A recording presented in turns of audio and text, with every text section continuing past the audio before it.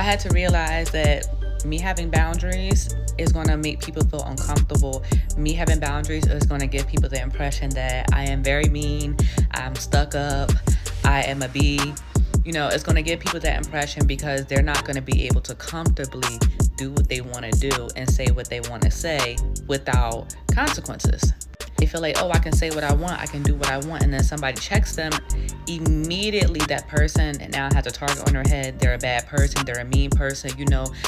It's almost like people don't want you to stand for anything. You know what I mean? It's like you have no morals, you're just gonna go for whatever. And that's not the case. I used to feel like, okay, well, when people do very small things and it made me feel uncomfortable, I'm not gonna address it because it's small, so I'm just gonna overlook it.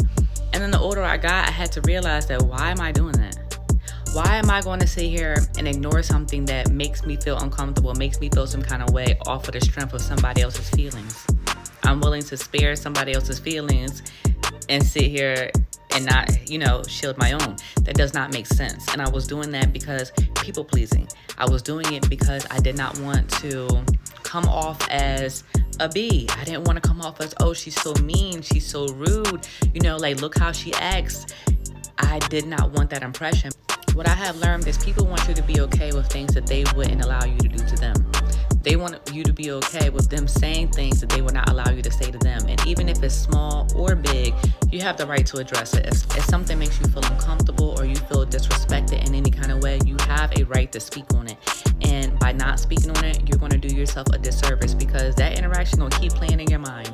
And then now you're going to keep coming up with different things like, oh, I should have said this or I should have said that. That's because you really did not address the situation. You allowed the situation to play out the way it played out without you saying or doing anything.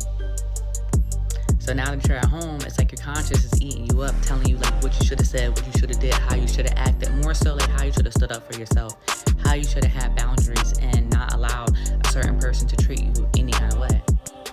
Like, for instance, when I had my situation yesterday, I'm in a department store. The lady is greeting and speaking to everybody else, right? When I get up there, she doesn't say anything. Beforehand, I kind of would just brush it off and still engage. But now it's like, if you don't even acknowledge me as a person, be real. Why do you think that you're about to get access to me? Mind you, you are customer service. This is your job. I'm walking up to the register, no acknowledgement, whatever. Okay. This is just a transaction. At this point, you cannot sit here and make small talk and think I'm going to engage because I watched how you treat other people and you did not treat me that way. And my standard is I have to be treated a certain way for me to even engage, for me to acknowledge you, for me to even go back and forth with an energy exchange. Why am I wasting my energy and time on somebody who doesn't even acknowledge me as a person? You get what I'm saying? Even something that's small. And maybe it's not a big deal to some people, but I watch how other people treat other people. And when it comes to me, how I'm treated. And if I'm treated differently and I notice I'm treated differently and I feel it, I'm going to stand on that. I'm going to create boundaries. And that's just that. That right there, that mindset, like I said, it can make a lot of people angry. It can make a lot of people defensive, and it can make a lot of people feel uncomfortable because you're calling them out on something. And most people are not comfortable with being confronted after they disrespect you. They're going to try to play you like, what are you talking about? I didn't say nothing or I didn't do nothing. They're going to instantly become defensive when they knew deep down in their heart what they did. They just was not expecting you to call them out on it. So I know a lot of people say oh, the older you get, the filter comes off. You just say whatever comes to your mind. And I do believe that, but I think a lot of that also comes down to the fact that you tolerated so much stuff throughout your life. And as you get older, you just literally, the care just leaves out the door.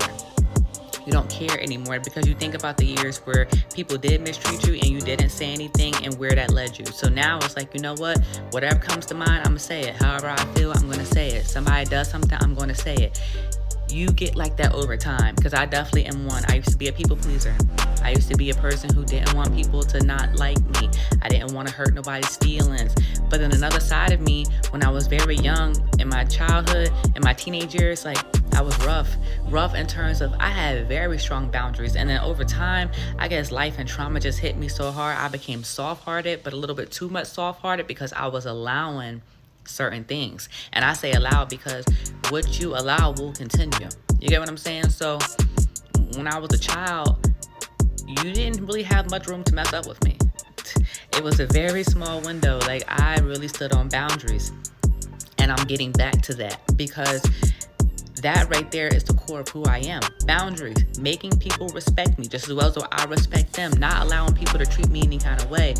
And then people will get in my ear and tell me how, oh, that's so mean, you're so strict. If somebody does something, you're quick to cut them off, you're quick to do this. And it's like, I internalized that, like, okay, well, maybe I need to be more patient, I need to be more nice, or I need to do this, I need to do that, right? No, those people want you to be like that and be submissive so they can walk all over you, so that you don't call them out on their bullshit. That's what that boils down to. I literally am thinking about somebody that I was friends with or I was connected to. The older I get and the more I reflect, that was not a friendship, but it is what it is. It was a lesson. That person was a lesson. Good and bad. It wasn't like all bad. There was some good parts, but I remember this person used to always say, oh my God, Monica, well, every little thing, you're just so quick to cut somebody off. You're so quick to do this. And this was the same person who disrespected me in many ways. The same person who I feel like stole from me and then called the cops to try to find out if they was going to come search their house. Like, crazy. But yeah, I remember this person like literally would say that as if it was such a negative thing. And over time, I'm like, bro, that's not negative that I have boundaries. That's not negative that I don't allow people to disrespect me and play in my face. And this person wanted me to, I guess, drop my guard so that when they continue to do the dumb stuff, I would not have boundaries. I would just allow them to be in my space. And yeah, it took a long time to realize that you really have to teach people how to treat you. People are not just going to wake up one day and treat you the best, do everything for you with your best interest. No, you have your own best interest at heart. And anybody who goes against that in any way, you have to correct it immediately or it just will continue.